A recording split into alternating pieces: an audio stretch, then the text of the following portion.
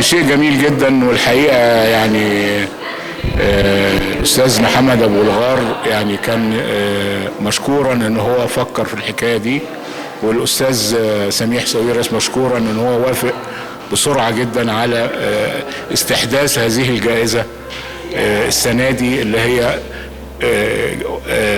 جائزه لشخص لم يرشح نفسه ولم ترشحه جهه، ولكن رشحه عمله في حياته، رشحته حياته للجائزه.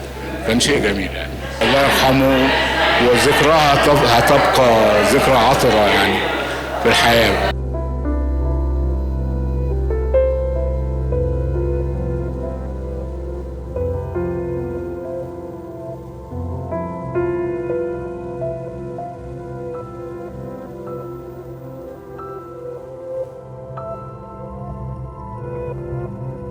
اعلنوا عن الجائزه بطريقه ذكيه، قالوا النهارده هنقدم جائزه لحد ما قدمش روايته في المسابقه. ووسط من الناس كانت مستغربه، انا على طول كان اخويا قاعد جنبي قلت له هدوا الجائزه لمحمد ابو الغيط. وده حقيقي، لان هو كان اهم حدث ادبي يحصل السنه دي هو كتاب محمد ابو الغيط، وان قصته الشخصيه او كتابته ما انفصلوش عن بعض، وفعلا قصته تستحق كل الدعم وكل التعاطف وكل الحب للمستوى الادبي والتجربه الادبيه الرفيعه اللي هو قدمها. الحقيقه ما اظنش ان في حد قرا حتى بوست او جزء من كلام محمد ابو الغيط وما تاثرش بيه. ما اظنش ان في حد انسان فعلا بيشوف الكلام ده وما يتاثرش.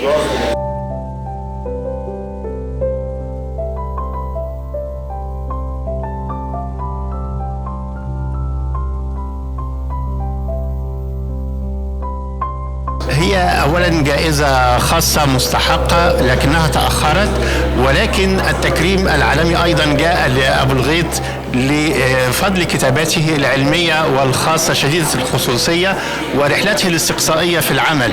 لذلك هذه الجائزة تعبر عن الملايين، وأعتقد أنه لو كان هناك استفتاء حول الجائزة لنالها أبو الغيط بجدارة. دائما ما نذكر نحن كتاب الموتى أو الخروج إلى الضوء، وهكذا جاء كتابه الأخير الذي نشر بعد وفاته. أعتقد أنه نموذج وترك تراثا، صحيح أنه رحل شابا لكن تراثه العميق أعتقد سينير الطريق لمن جاء بعده في تلك الكتابات.